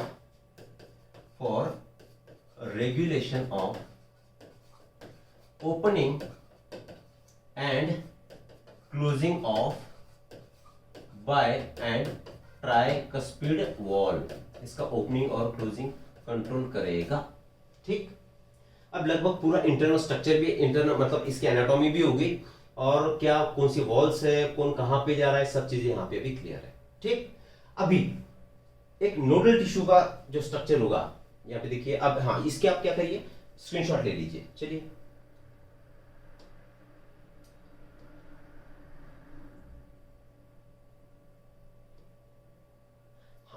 अब हार्ट में एक नोडल सिस्टम प्रेजेंट होगा, नोडल टिश्यू का एक सिस्टम प्रेजेंट होगा। उसमें क्या क्या आएगा, देखिए sinoatrial node, auriculo ventricular node, या तो एट्रियोवेंट्रिकुलर नोड, बंडल ऑफ हिस, और बंडल ऑफ हिस से निकलने वाले फाइबर्स, दैट इज परकिंजे फाइबर्स, ठीक है। अब इसका लोकेशन वाइज अगर बात करेंगे तो डायग्राम देखना होगा। देखिए ये डायग्राम, ये येलो कलर में आपको जो दिख रहा है, देखिए at the opening, this is superior vena cava, superior vena cava, blue colour, superior vena cava, deoxygenated blood यहाँ पे राइट ऑरिकल में पहुंचा रहा है, तो नीले कलर में दिखाया, ठीक है। तो सुपीरियर वेना केवा, इसके ओपनिंग में यहाँ पे आपको दिख रहा है येलो कलर में, that is your SA node, ठीक है। अब इंटर ऑरिकुलर, ये ऑरिकल्स है, तो ऑरिकुलर के इंटर ऑरिकुलर सेप्टम में और इंटर ऑरिकुलर वेंट्रिकुलर सेप्टम के बीच जो दिखेगा that is AV node. AV node अभी क्या करेगा, ऑरिकुलर वेंट्रिकुलर सेप्टम, मतलब जो बीच में ऑरिकुलर और वेंट्रिकल के बीच में जो सेप्टम होगा, तो उसके ऊपर सरफेस पे आएगा कौन, बंडल ऑफ हिस, और वहां से पूरे धागे धागे दोनों भी वेंट्रिकल की वॉल में फैल जाएंगे, और उसे हम बोलेंगे परकिंजे फाइबर्स। कॉर्डी टेंडिन देख सकते हो, ये कॉर्डी टेंडिन है, तो ये ट्राइकस्पिड वॉल है, और ये किधर है, यहाँ पे बाइकस्पिड वॉल है, ठीक है। तो इसे कंट्रोल करने वाले कॉर्डी टेंडिन यहाँ पे दिख रहे हैं, ठीक। वेल, नोडल टिश्यू लोकेशन समझ आया। हाँ, वेल देखिए, it is a patch of tissue present in the right upper corner of right atrium के and at the opening of superior vena cava there is a presence of SA node। SA node का ही दूसरा नाम होगा, इसे हम नाम देंगे it is called a pacemaker, क्योंकि human heart is auto excitable and myogenic. मतलब क्या, जैसे ही ऑरिकल्स फिलअप करेंगे तो एसए नोड एक्टिवेट होगा, एक्शन पोटेंशियल जनरेट करेगा, आगे देखेंगे। चलो, इसलिए हमने इसे एक्शन पोटेंशियल जनरेट करता है कौन, एसए नोड, इसलिए नाम क्या दिया, पेसमेकर नाम दे दिया, ठीक है। Atrioventricular node, present in the lower left corner of right atrium, देखा डायग्राम में हमने, close to the auriculo ventricular septum. Bundle of His, a bundle of nodal fibres, atrioventricular bundle, AV bundle, continues from the AV node which passes through the auriculoventricular septa to emerge on the top of the interventricular septum. इसके top में आएगा, देख चुके हम, screenshot ले लीजिए. Okay देखो अभी हार्ट, ये तो सब चीजें हो गया, मेरे पर्किंजे फाइब्री भी हो गया. Well, nodal musculature has the ability to generate action potential without any external stimulus. बाहर की कुछ स्टिमुलस अगर ना भी हो फिर भी contraction of heart will take place, या तो generation of action potential will take place. Action potential generate खुद से ही हार्ट करेगा, इसलिए इसे हम नाम देंगे ऑटो एक्साइटेबल. राइट, ऑटो माने सेल्फ और सेल्फ एक्साइटेशन करने वाली टिश्यू मतलब heart. Right, number of action potential, हमारे पास नोडल टिश्यू कौन सी है, देखिए ये नोड है, एवी नोड है और बंडल ऑफ हीज है. ठीक, नोडल टिश्यूज है. तो इन नोडल टिश्यूज में क्या होगा, जो एक्शन पोटेंशियल जनरेट करने की क्षमता है तो हर एक नोडल टिश्यू की अलग होगी. सबसे ज्यादा एक्शन पोटेंशियल कौन जनरेट करेगा, एसए नोड. कितना करेगा, 70 to 75 पर मिनट. उसका अगर एवरेज करेंगे तो it will average to 72 action potential. ठीक है, जितनी बार एक्शन पोटेंशियल जनरेट होगा उतनी बार हार्ट कॉन्ट्रैक्ट करेगा. तो हमने बोला 70 to 75 पर मिनट इतने action potential SA node generate कर पा रहा है. तो अल्टीमेटली जितने एक्शन पोटेंशियल है उतने हार्ट बीट्स हो गए. तो हमारे हार्ट बीट कितने बने, 72. Right, okay. तो इसे बोलेंगे हम हार्ट रेट. एक मिनट में हमारा हार्ट जितनी देर बीटिंग करेगा उसका हार्ट बीट होगा, that will become your heart rate. तो हार्ट रेट कितना हुआ, 72 बीट्स पर मिनट. राइट, इस नोड को हमने पेसमेकर नाम दे दिया. क्यों, क्योंकि it generate maximum number of action potentials. आगे बढ़ेंगे. कार्डियक साइकिल क्या है, कार्डियक साइकिल सी देखिए, अब ये है आपके ऑरिकल्स और नीचे लिखेंगे हम वेंट्रिकल्स. क्या होगा, ऑरिकल्स में ये है राइट ऑरिकल और ये है लेफ्ट ऑरिकल. लेफ्ट ऑरिकल में कहां से ब्लड आएगा, लंग से ब्लड आएगा. राइट ऑरिकल में कहां से आएगा, तो बॉडी से डीऑक्सीजनेटेड ब्लड आएगा. दोनों जमा हो गए राइट और लेफ्ट ऑरिकल में, और सीधा सीधा it will enter into ventricles, मतलब राइट वेंट्रिकल में जाएंगे और लेफ्ट वेंट्रिकल में जाएंगे. बात समझ आ रही है. अब देखिए यहां से आया ऑक्सीजनेटेड ब्लड, बॉडी से आया डीऑक्सीजनेटेड ब्लड, मतलब लेफ्ट वेंट्रिकल में अभी ऑक्सीजनेटेड ब्लड आया और राइट वेंट्रिकल में डीऑक्सीजनेटेड ब्लड आया. किसके माध्यम से, राइट और लेफ्ट ऑरिकल से. अब क्या होगा, ब्लड तो यहां तक पहुंच गया. जैसे ही ब्लड वेंट्रिकल्स में आएगा, ठीक है, तो राइट ऑरिकल में यहां पे हमारी एक नोडल टिश्यू प्रेजेंट है जिसका नाम है एसए नोड. पूरा लिख देंगे, चलो एसए नोड. अब एसए नोड क्या करेगा, एक्शन पोटेंशियल जनरेट करेगा. एक्शन पोटेंशियल जनरेट करेगा तो there will be contraction of auricles. There will be contraction of auricles. जैसे ही एक्शन पोटेंशियल जनरेट हुआ तो ऑरिकल्स कॉन्ट्रैक्ट करेंगे और 30% तक के ब्लड ये ज्यादा क्वांटिटी में वेंट्रिकल में पहुंचेगा. From right auricle to right ventricle, left auricle to left ventricle.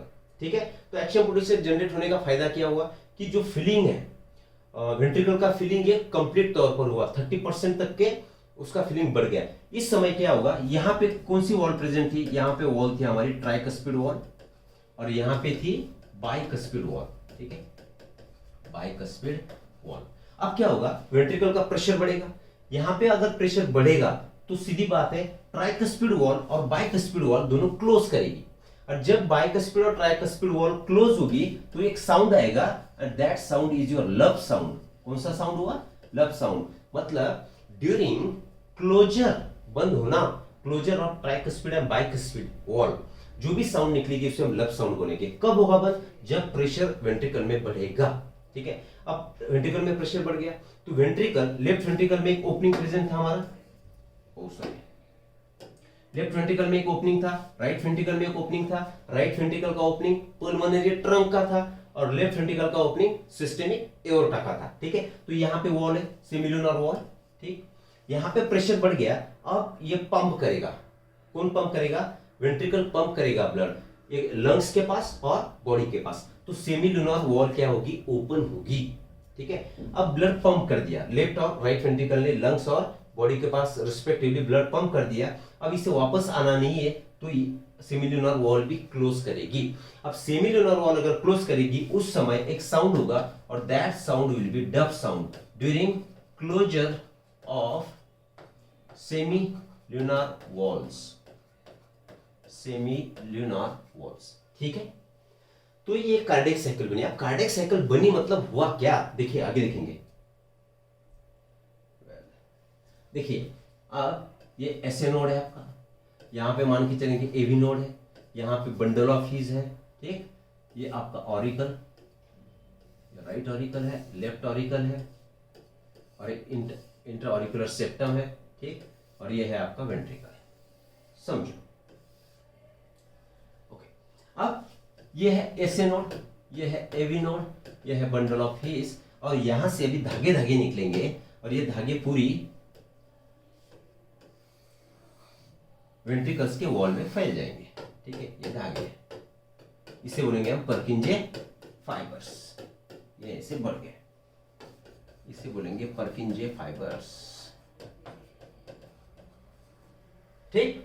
अब क्या हुआ, यहाँ पे एक्शन पोटेंशियल जनरेट हुआ। एक्शन पोटेंशियल जनरेट हुआ मतलब अभी potential SA node to AV node आया, तो इसका जो स्पीड होगा, स्पीड दिया नहीं एनसीईआरटी ने, लेकिन दिस इज 0.1 सेकेंड, राइट। अब एवी नोड से बंडल ऑफ हीज में आएगा और बंडल ऑफ हीज में से पूरे पर्किंजे फाइबर में आएगा। जैसे ही एसए नोड ने एक्शन पोटेंशियल जनरेट किया, हार्ट का कॉन्ट्रैक्शन हुआ, है ना। तो हार्ट का मतलब ऑरिकल का कॉन्ट्रैक्शन हुआ, ये ऑरिकल्स है, तो इसे हम बोलेंगे ऑरिकुलर सिस्टोल। सिस्टोल मतलब क्या, कॉन्ट्रैक्शन, ठीक है। ऑरिकुलर सिस्टोल होगा। अब ब्लड नीचे आया, बाइकस्पिड ट्राइकस्पिड वॉल यहाँ पे थी, क्वाड्रिटेंडिन सब देख लिया हमने। अब वेंट्रिकल कॉन्ट्रैक्ट करेंगे तो इसे हम बोलेंगे वेंट्रिकुलर सिस्टोल। वेंट्रिकुलर सिस्टोल मतलब कॉन्ट्रैक्शन ऑफ वेंट्रिकल। जब ऑरिकल कॉन्ट्रैक्ट करेगा तो ब्लड वेंट्रिकल में आएगा, वेंट्रिकल कॉन्ट्रैक्ट करेंगे तो ब्लड लंग्स और बॉडी के पास जाएगा, तो इसे बोलेंगे हम ventricular systole, right. Auricular systole जो है, कार्डियक साइकिल की बात कर रहे हैं हम, ऑरिकुलर सिस्टोल का टाइम पीरियड होगा 0.1 सेकेंड, ठीक है। वेंट्रिकुलर सिस्टोल का टाइम होगा इसका टाइम होगा 0.3 सेकेंड, ध्यान में रखना है। Ventricular system 0.3 second, auricular systole 0.1 second. अगर ये कॉन्ट्रैक्ट करेगा तो रिलैक्स भी करेगा, तो रिलैक्स ऑरिकल का रिलैक्सेशन, ऑरिकल का रिलैक्सेशन होना मतलब that becomes diastole of auricle, इसे लिखेंगे हम ऑरिकुलर डायस्टोल। तो ये भी रिलैक्स करेगा, तो relaxation of ventricle is called as ventricular diastole, ठीक है। ये कॉन्ट्रैक्ट करेगा तो रिलैक्स करेगा, ये कॉन्ट्रैक्ट करेगा तो रिलैक्स भी करेगा। तो दोनों का रिलैक्सेशन हम कंबाइनली काउंट करेंगे और उसे नाम देंगे, that will be your joint diastole, auricular diastole and ventricular diastole. इसका समय होगा 0.4 सेकेंड। देखिए अब फिर से यहाँ पे लिख रहा हूं, मैं अंदर ही लिख देता हूं, चलो। ऑरिकुलर सिस्टोल टाइम हुआ 0.1 सेकेंड, वेंट्रिकुलर सिस्टम टाइम हुआ 0.3 सेकेंड और जॉइंट डायस्टोल इसका टाइम पीरियड हुआ 0.4 सेकेंड, कुल मिला के 0.8 सेकेंड। इतने समय में पूरी एक्टिविटी हुई, मतलब एक हार्ट बीट हुआ। 0.8 सेकेंड में हार्ट का एक बीट हुआ, 1 हार्ट बीट, ठीक है। 0.8 सेकेंड में एक हार्ट बीट हुआ। तो इसे ही बोलेंगे ये जो इवेंट है auricular systole, ventricular systole and joint diastole, इससे तीन फैक्टर मिला के जो भी साइकिल बना उसे हमने नाम दे दिया कार्डियक साइकिल। समझ आ रही बात। तो cardiac cycle is equal to कितने सेकेंड, 0.8 सेकेंड। एक कार्डियक साइकिल होना मतलब एक हार्ट बीट होना, that is about the cardiac cycle, ठीक है। आगे बढ़ेंगे, देखो स्ट्रोक वॉल्यूम। अब है हार्ट है, हार्ट का बीट हुआ, बीट होगा तो ये क्या करेगा, ब्लड पंप करेगा, pumping of blood, pumping of blood. तो एक हार्ट बीट में जो भी ब्लड हार्ट के बाहर निकलेगा उसे बोलेंगे हम stroke volume. It is ejection of blood volume during one heart beat. एक बार जब हार्ट बीट करेगा जितना भी वॉल्यूम ब्लड का बाहर आएगा उसे बोलेंगे हम स्ट्रोक वॉल्यूम। तो हमारा स्ट्रोक वॉल्यूम कितना बना, हमारा स्ट्रोक वॉल्यूम 70 ml, ठीक है। दूसरा हमारे पास कार्डियक आउटपुट। कार्डियक आउटपुट किसे बोलेंगे? Cardiac output. देखिए, अब cardiac output is equal to heart rate into stroke volume. Heart rate into stroke volume. Heart rate कितना है हमारा? 72 पर मिनट है, और स्ट्रोक वॉल्यूम कितना है? देखिए यहाँ पे 70 ml है। तो कुल मिला के एक अंदाज से अप्रोक्सीमेटली 5 लीटर 5400 ml ब्लड पर मिनट बाहर निकलेगा। ml ब्लड पर minute approximately 5 litre, and that becomes your cardiac output. अब डेफिनेशन क्या करेंगे? This is the total amount of blood ejected in 1 minute by the heart. Heart से 1 minute में कितना अमाउंट ब्लड का, कितना वॉल्यूम ब्लड का बाहर इजेक्ट हुआ, बाहर निकला, that is your cardiac output. Lub and dub sound हम देख चुके, राइट? आगे बढ़ेंगे। देखिए अभी ECG, electrocardiograph. There are 2 electric organs in your body, one is your heart and another is your brain. Brain के संबंध में क्या होगा? ईईजी होगा, इलेक्ट्रोएन्सेफेलोग्राम। यहाँ पे क्या होगा? Electrocardiograph, right? There is a auricular systole, joint auricular diastole, ventricular systole, ventricular diastole. तो इसका जो एक रिप्रेजेंटेशन है, इलेक्ट्रिकल एक्टिविटी इसमें होगी, और जिस माध्यम से हम इसे पेश करेंगे उसे बोलेंगे हम ईसीजी। देखिए इसमें ध्यान क्या रखना है? तो जो वेव्स है, अपवर्ड वेव्स या तो डाउनवर्ड वेव्स, तो अलग अलग पॉइंट इसे इंडिकेट किए। यहाँ पे देखिए ये जो पी वेव इंडिकेट कर दिए, this P wave it indicates auricular systole, और इसे बोलेंगे हम ऑरिकुलर डीपोलराइजेशन। याद करो, कंडक्शन ऑफ इंपल्स, उसमें हमने शब्द यूज किया था डीपोलराइजेशन, है ना? तो P इंडिकेट्स ऑरिकुलर डीपोलराइजेशन और ऑरिकुलर सिस्टोल। अब ऑरिकुलर डायस्टोल होगा, लेकिन डायस्टोल का पीरियड इतना छोटा है, it will be hidden behind QRS complex. अब इसे हम क्यूमुलेटिवली काउंट करेंगे, इसे हम नाम देंगे क्यूआरएक्स कॉम्प्लेक्स। ये क्यूआरएक्स कॉम्प्लेक्स जो है क्या इंडिकेट करेगा? It will indicate ventricular systole या तो वेंट्रिकुलर डीपोलराइजेशन, वेंट्रिकुलर डीपोलराइजेशन, ठीक है? अब टी क्या इंडिकेट करेगा? अब वेंट्रिकल का सिस्टोल होगा तो टी क्या इंडिकेट करेगा? It will indicate ventricular repolarisation, या तो दूसरी भाषा में हम बोलेंगे वेंट्रिकुलर डायस्टोल। क्लियर है?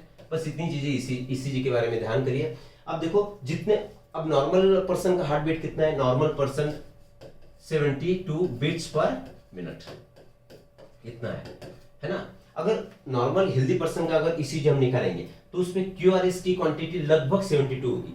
मतलब bye counting the number of QRS complexes, ECG का जो भी शीट होगा उस पे अगर QRS complex particular time period में, मान के चलेंगे 60 सेकेंड में, 60 सेकेंड में जितने भी क्यूआरएस कॉम्प्लेक्स आपको दिखेंगे उतना हो गया उसका हार्ट बीट। अब इससे हम क्या पता कर सकते हैं? हार्ट की कंडीशन क्या है? It has clinical significance. आगे जो है उसका स्क्रीनशॉट ले लीजिए, बाकी सब चीजें हो चुकी है, स्क्रीनशॉट ले लीजिए। ओके, आगे ब्लड वेसल्स। अभी देखिए ब्लड वेसल हमारे पास मेजर कौन सी है? या तो आर्टरी है और दूसरी कौन सी है? तो वेन है। Okay, artery it carries oxygenated blood, मैं शॉर्ट में लिख रहा हूं, it carries deoxygenated blood, right? अब arteries, these are present superficially, extremely sorry, situated deep in the body। जो देखिए हमारे हाथ पे जो भी वेसल्स दिखेगी, these are veins, and deeply situated होगी वो होगी arteries। तो these are superficially located, ठीक है? तीसरा, आर्टरी में blood flows under pressure, blood flows under pressure, इधर अंडर लो प्रेशर। अब ये हाई प्रेशर और लो प्रेशर का संबंध किस चीज के साथ है?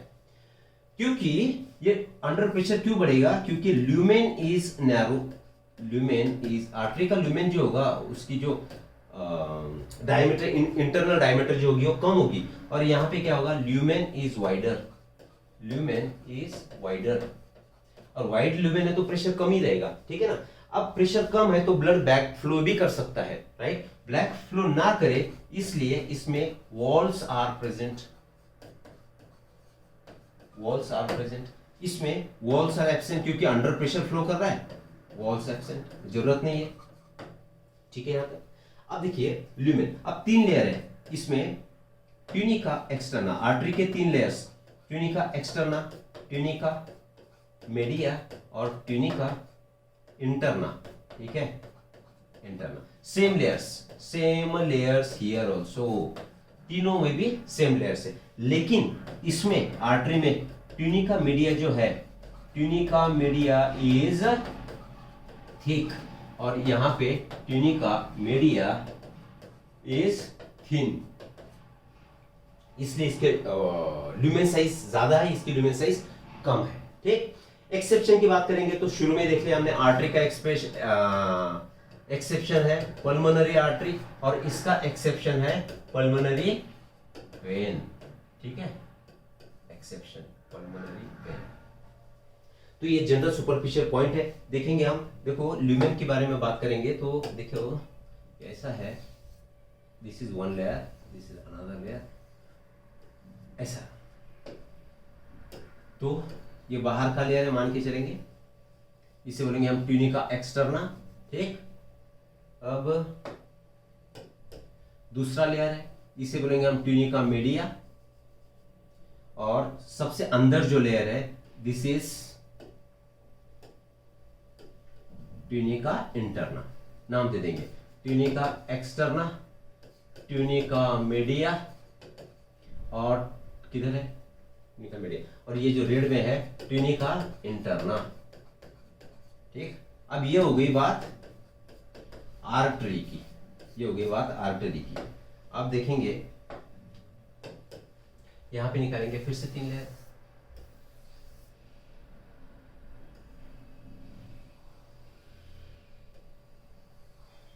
अब देखो इसमें समझ आ रहा है, यह है ट्यूनिका एक्सटर्ना, ठीक, यह है ट्यूनिका मीडिया। देखिए अब हमने बोला था वेन्स में tunica media is thin, tunica media अगर थिन है तो इसका ल्यूमेन वाइडर होगा, इसका ल्यूमेन शॉर्टर होगा, that is the difference, right. ये लेयर्स है, ये बन गया ट्यूनिका एक्सटर्ना, ये है ट्यूनिका मीडिया और ये है tunica interna.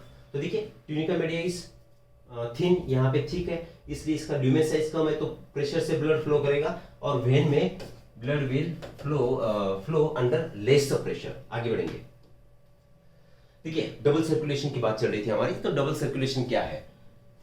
Well, right auricle में कौन सा ब्लड जमा हुआ? Deoxygenated blood. अब ये कहां जाएगा? It will go to lungs. यहाँ पे इसमें ऐड होगा, प्लस लिख रहा हूं मैं, प्लस O2 होगा, मतलब ऑक्सीजनेशन होगा। और लंग्स से कहां जाएगा? लंग्स से it will be going to left auricle. और राइट ऑरिकल में फिर ब्लड कौन सा आएगा? तो ऑक्सीजनेटेड ब्लड आएगा। ठीक। दूसरी बात देखिए, अभी right auricle, oh sorry, extremely sorry, हाँ, not right auricle, it will be right ventricle. ये क्या है? Right ventricle. Right ventricles to lung and lungs to left auricle. सही है, ओके। अब लेफ्ट वेंट्रिकल से जाएगा बॉडी, और बॉडी से आएगा राइट ऑरिकल। अब देखिए क्या हुआ, राइट वेंट्रिकल में ब्लड जमा हुआ था, तो एक बार ब्लड की एंट्री हुई, ब्लड आया अभी बॉडी से, कहां पे आया? तो राइट वेंट्रिकल में ऑरिकल के माध्यम से, और लंग्स में गया, मतलब बाहर निकल गया एक बार, और लंग्स से ऑक्सीजनेशन होके फिर से एंट्री करी इसने लेफ्ट ऑरिकल में। तो ये जो सर्कुलेशन का टाइप है, तो इस सर्कुलेशन को हम बोलेंगे पल्मोनरी सर्कुलेशन। पल्मोनरी शब्द कहीं पे भी आए, it has to do with lungs. Lungs के बारे में कुछ बात हो रही है, right ventricle to lungs to left auricle, there is pulmonary circulation, और लेफ्ट वेंट्रिकल टू बॉडी और बॉडी टू राइट ऑरिकल। ये जो सर्कुलेशन है, तो बॉडी के सिस्टम में ब्लड जा रहा है, तो इसे हम बोलेंगे सिस्टेमिक सर्कुलेशन। क्या बोलेंगे? Systemic circulation. मतलब दो बार ब्लड ने हार्ट में एंट्री करी, इसलिए हमने इसे नाम दे दिया double circulation. Double circulation is equal to हम बोलेंगे systemic circulation plus pulmonary circulation, this is called as your double circulation. ठीक है, आगे बढ़ेंगे। वेल, हेपेटिक पोर्टल सिस्टम देखिए, हमारे बॉडी में नॉर्मली ब्लड का जो कम्युनिकेशन है it is in all directions, लेकिन अगर दो ही ऑर्गन्स के बीच में अगर ब्लड का सर्कुलेशन है, तो अगर इसी सिस्टम प्रेजेंट है तो उसे हम बोलेंगे पोर्टल सिस्टम। पोर्टल सिस्टम का मतलब क्या हुआ, जैसे कि देखिए इसमें थी हमारी पिट्यूटरी में, ठीक है, हाइपोथैलेमस और पिट्यूटरी, इसमें एक पोर्टल सिस्टम प्रेजेंट थी, एंटीरियर लोब के साथ हाइपोथैलेमस, तो दो ऑर्गन के बीच में कनेक्शन था, उसे बोलेंगे हम portal system. Similar portal system is present in between the GI tract and liver, gastrointestinal tract और लिवर, इसके बीच में सर्कुलेशन ब्लड का होगा और उसे हम नाम देंगे hepatic portal system. Connection existing between the digestive tract and liver, क्या होगा, hepatic portal vein carries blood from intestine to liver. Intestine में जो भी ब्लड है तो हेपेटिक पोर्टल वेन उसे लिवर के पास लाएगी before it is delivered to systemic circulation. Systemic circulation में उसे डालने से पहले हेपेटिक पोर्टल वेन के माध्यम से इंटेस्टाइन से ब्लड आएगा और लिवर में आएगा, मतलब दोनों में हो गया कम्युनिकेशन, तो ये बनी आपकी hepatic portal system, right. Special coronary system of blood, शुरू में हमने बात की थी इसके बारे में कि which supplies blood to the cardiac musculature, heart की जो मसल्स है उससे ब्लड प्रोवाइड करने वाली जो सिस्टम है उसे बोलेंगे हम coronary system of blood vessels.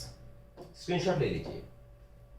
देखिए, रेगुलेशन ऑफ कार्डियक एक्टिविटी, हमारा हार्ट कैसे है, ऑटो एक्साइटेबल है, मतलब action potential is generated by heart itself, SA node, और इट इज मायोजेनिक, जो कि जितना भी हमारा जो भी टिश्यूज है, मस्कुलर टिश्यूज है, तो myo means muscle, genic means निर्माण करने वाला, तो मसल क्या बोलेंगे इसे, muscle oriented stimulation, that is why it is called as myogenic. Human heart is myogenic, normal activities of heart are regulated intrinsically, ठीक है, auto regulated by specialised muscle, that is nodal tissues. Nodal tissue में हमने देखा SA node, AV node और bundle of His and Purkinje fibres.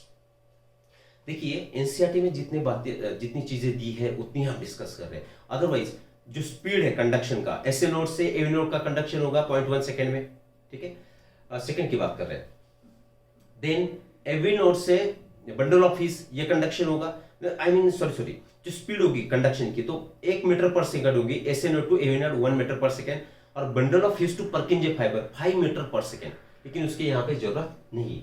Well, special neural centre, अभी ये जो cardiac control centre जो है, हार्ट का control system, that is present in the medulla oblongata, can moderate the cardiac function through autonomous nervous system. Autonomous nervous system के माध्यम से हमारी कार्डियक एक्टिविटी रेगुलेट करेगी।